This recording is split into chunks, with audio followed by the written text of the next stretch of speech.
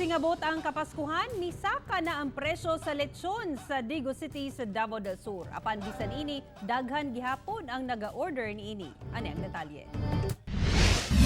Kung lechon ang hisgutan, usa ang Digo City sa mga iladong lugar nga daghan ang lami nga mga manglechonay. Busa karong walag tuo ang mga party, puno-puno gayud sila sa mga order. O, daghan kaayo. Pila na nyo per day karon? Tag 20. Ugma, murag mo dagan, mig 20 kapin. Nagkadagan ang order niya, taas-taasan po ang presyo. Misaka man ang presyo tungod mitaas ang kompra sa mga lechonong baboy. Wala kini igsapayan sa mga mahiligon og lechon. Busa karon pa lang nagpa-reserve na ang pipila alang sa pagsaulog sa Kapaskuhan. Mo ba nanda na mo sa pamilya nga. Dili malit kay lami gid siya. Kailangan nagi lechon.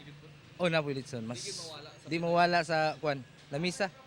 Ang presyo karon ana sa 3,000 pesos para sa 15 ngadto 25 ka tao.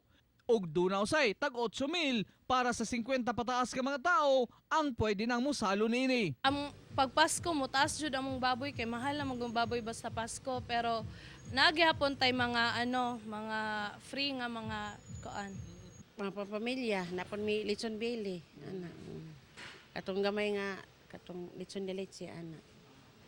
Busa, mas sayo, mas maayong mag-order na aron dili na maabtan sa mas taas pa nga presyo sunod semana og dili usab mahutdan tungod sa dagsa ang order. Kauban si Melchor Awing sa kamera, ako si Real Soroche para sa One Mindanao.